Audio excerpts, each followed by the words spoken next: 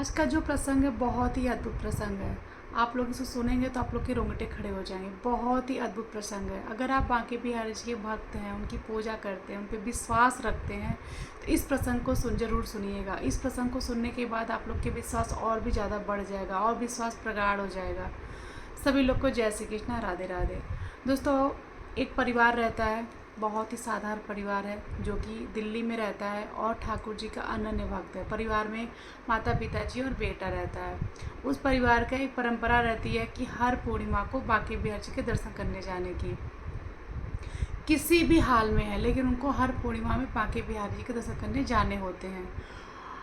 बच्चा बड़ा हो जाता है, बेटा बड़ा हो जाता है, बेटे की शादी हो जाती है, बहू आती है, बेटा अपनी पत्नी से कहता है कि देखो हमारे घर की एक परंपरा है और हर पूर्णिमा को हम लोग वृंदावन जाते हैं बांके बिहारी जी के दर्शन करने के लिए, और तुम्हें भी अब इस परंपरा को निभाना और हम लोग के साथ में चलना है। अच्छी बात ये देखिए, जो बहू आती है, बेटे की पत्नी रहती है, वो भी ठाकुर जी की खूब भक्त रहती है, ठाकुर जी की सेवा करती है, लड्डू गोपाल जी की सेवा करती है। अब ये चले आ रहा है, समय बीतता जाता है, बेटे को एक बच्चा होता है, पति पत्नी को एक बच्चा होता है, एक बच्चा होता है, फिर दो बच्चा होता है, फिर भी लोग जाते रहते हैं, वृंदावन जा रहे होते हैं। लेकिन एक बार क्या होता है, पत्नी बोलती है अपने हस्बैंड से, पति से बोलती है, देखो 2 बच्चे हो गए हैं, बस से जाते हैं, ट्रेन से जाते हैं, बड़ी समस्या हो जाती है, बच्चे बहुत परेशान करते हैं, क्यों ना अपनी हम लोग एक कार ले लेते हैं, उससे कोई दिक्कत नहीं होगी और हम लोग ये जो हम लोग का कोई परेशानी भी नहीं होगी और अच्छे से हम लोग दर्शन भी कर लेंगे, यात्रा भी होगी, बहुत अच्छी रहेगी, क्योंकि बच्चे बहुत परेशान कर देते हैं। अब एक मध्यम वर्गीय के लिए एक कार खरीदना बहुत बड़ी बात होती है, बहुत बड़ी रकम लगती भी है, उसके लिए बहुत जोड़ना पड़ता है। फिर बेटा सोचता है, पति बोलता है हाँ ठीक है, सही कह रही हो, लेकिन उसके लिए बहुत बड़ी रकम चाहिए होती है और हमारे पास इतनी रकम तो है नहीं, फिर भी हम कोशिश करेंगे। फिर पति पत्नी पैसे को जोड़ने लगते हैं। फिर वो बांके बिहारी से प्रार्थना करते हैं, उनसे विनती करते हैं, उनसे बोलते हैं कि मुझे एक कार की व्यवस्था करा दीजिए, और मेहनत तो करते ही हैं, पैसे इकट्ठे हो जाते हैं, फिर पति पत्नी अपनी एक कार ले लेते हैं। कार आती है, बहुत खुश होते हैं, बच्चे भी खुश होते हैं, पति पत्नी भी बहुत खुश होते हैं, चलो हमारी बांके बिहारी जी की कृपा से हमारी भी एक कार हो गई, एक गाड़ी हो गई, अब हम लोग अच्छे से जाएंगे, दर्शन करके आएंगे और हम लोग को दिक्कत भी नहीं, क्योंकि बच्चे बहुत ज़्यादा परेशान कर रहे थे गाड़ी में, बस और ट्रेन में बहुत परेशान करते थे। पति बोलते हैं देखो नई कार आई है। और देखिए दोस्तों, एक छोटे परिवार के लिए जब कोई चीज़ छोटी या बड़ी चीज़ लेते हैं, हम लोग गाड़ी लेते हैं, चाहे बड़ी गाड़ी हो, चाहे छोटी गाड़ी हो, चाहे 2 पहिया गाड़ी हो, चाहे 4 पहिया गाड़ी हो, कोई चीज़ हम लेते हैं तो पहले हम भगवान को समर्पित करते हैं, उनकी पूजा पाठ करते हैं, उसकी पूजा करवाते हैं, मंदिर जाते हैं, दर्शन करते हैं, फिर उसके बाद से हम अपना आगे का कार्य शुरू करते हैं।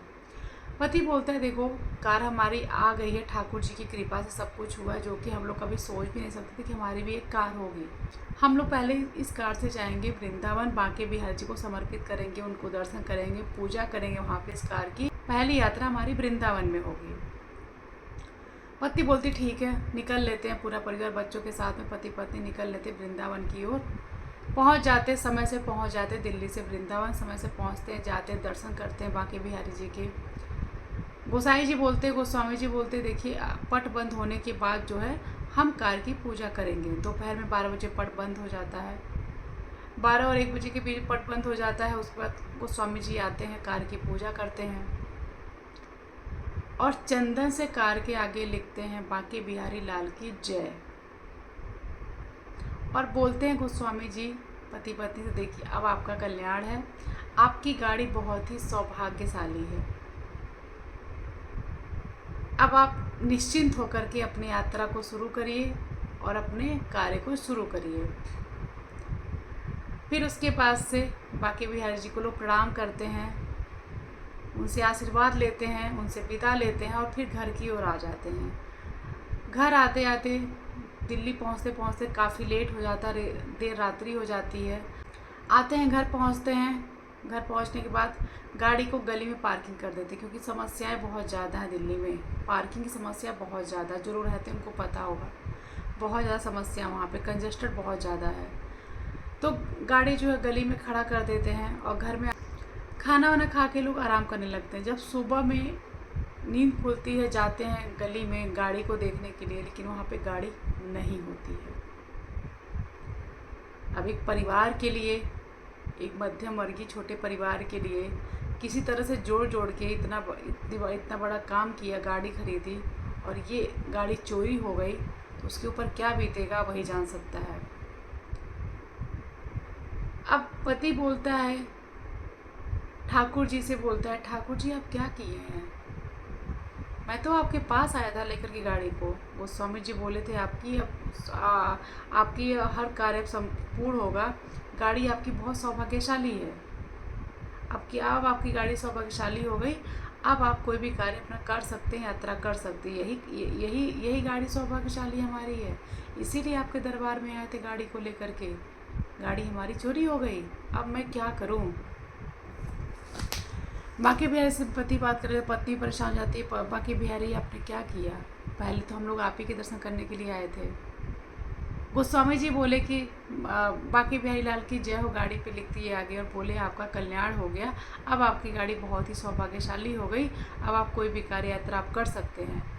क्या यही इसीलिए किए हैं? इसीलिए दर्शन करने आपके पास आए थे गाड़ी को लेकर के? बड़े निराश हो जाते हैं, विश्वास कहीं ना कहीं डगमगाने लगता पति पत्नी का। बच्चे भी परेशान, बच्चे भी रोने लगते हैं। पति पत्नी मोहल्ले में पूछते हैं, गली मोहल्ले में पूछते हैं कि आपने देखा? आपने कोई ये नहीं कहता कि मैंने देखा। पति बोलती है कि क्यों ना हम थाने में FIR दर्ज कर देते हैं कि हमारी गाड़ी चोरी हो गई। अब दोस्तों पता ही है कि जब नई गाड़ी हम लेते हैं तो नंबर मिलने में थोड़ा समय लगता है, नंबर भी नहीं मिलता है तुरंत ही, नंबर देना होता है गाड़ी का। उसके बाद से जाते हैं थाने, जाते हैं, वहाँ रपट लिखाते हैं, घर आ जाते हैं, और घर आकर के बहुत निराश मन से रात भर बेचैन रहते हैं, सो जाते हैं, क्या हो गया? बाकी बिहारी से प्रार्थना करते हैं, उनसे बातें करते हैं, उनसे अपनी तकलीफ़ों को बताते हैं कि ठाकुर जी आपने क्या किया। ये बहुत निराश हो जाते हैं। सुबह उठते हैं, फिर निकल लेते हैं गाड़ी के लिए। जैसे ही सुबह निकलते हैं घर से बाहर और गली की ओर मुड़ते हैं, देखते हैं वहीं गाड़ी उनकी खड़ी है, फूलों से सजी हुई गाड़ी उनकी वहाँ पे खड़ी है। पति पत्नी एकदम से आश्चर्य पड़ जाते हैं। गाड़ी के पास जाते हैं, गाड़ी को कोई खरोच नहीं आई रहती है, गाड़ी को कोई दिक्कत नहीं रहती, गाड़ी फूलों से सजी हुई है। गाड़ी को खोलते हैं, देखते हैं आगे वाली सीट पे एक चिट्ठी रखी होती है। चिट्ठी खोलते हैं और चिट्ठी पे लिखा रहता है, हरे कृष्णा, मुझे माफ़ कर दीजिए, मैं गाड़ी तो रोज़ चोरी करता हूँ, मैं एक चोर हूँ और आपकी गाड़ी भी मैं चोरी किया।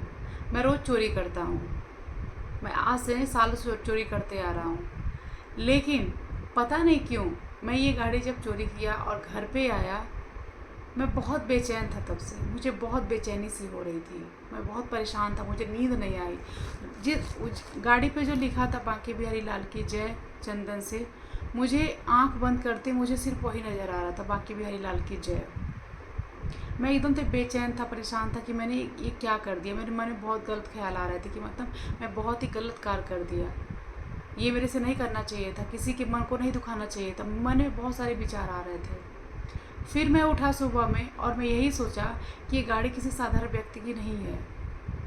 उसके बाद से मैं गाड़ी उठाया और आपके पास आपकी गली में लाके खड़ा कर दिया। मुझे माफ़ करिएगा, और ये गाड़ी आपकी गाड़ी आपकी कोई साधारण चीज़ नहीं है। आपकी गाड़ी आपके पास में रख के जा रहा हूँ, और आज के बाद से मैं चोरी भी नहीं करूँगा, मैं चोरी भी छोड़ रहा हूँ और ठाकुर जी की सेवा करूँगा। मैं हर महीने एकादशी को ठाकुर जी के दर्शन करने वृंदावन जाऊँगा। आज से मैं चोरी वाला कार्य छोड़ रहा हूँ। मुझे बहुत ही घबराहट सी हो रही थी गाड़ी ले जाने के बाद, चोरी करने के बाद, क्योंकि मुझे क्षमा करिएगा, मैं क्षमा प्रार्थी, मुझे क्षमा कर दीजिएगा। अब मैं हर एकादशी को जाऊँगा बांके बिहारी जी के दर्शन करने के लिए। पति पत्नी बहुत खुश होते हैं, बहुत खुश, बच्चे भी खुश हो जाते हैं। तो दोस्तों, अगर आप ठाकुर जी पर भरोसा कर रहे हैं, विश्वास कर रहे हैं, तो वो आपके साथ हर वक्त हैं, हर पल हैं। अगर आपके साथ ऐसी कोई घटना घट रही, कोई तकलीफ़ आ रही है, तो एक बार उनको याद करिए, क्योंकि तकलीफ़ जब आती है सबसे पहले हम ईश्वर को भूल जाते हैं। उस वक्त हमारा दिमाग काम नहीं करता है। अगर आप ईश्वर को याद कर रहे हैं, ठाकुर जी को याद कर रहे हैं, और अपने अगल बगल देखिए, आसपास देखिए कि ठाकुर जी किसी न किसी रूप में आपकी मदद करने ज़रूर आएंगे। बस आपका विश्वास का होना बहुत ज़रूरी है। आप विश्वास करके देखिए, आपकी कोई भी परेशानियाँ होंगी ज़रूर दूर होंगी। तो आशा करते हैं आज का प्रसंग आप लोग को बहुत अच्छा लगा होगा। तब तक के लिए सभी लोग को जय श्री कृष्णा, राधे राधे।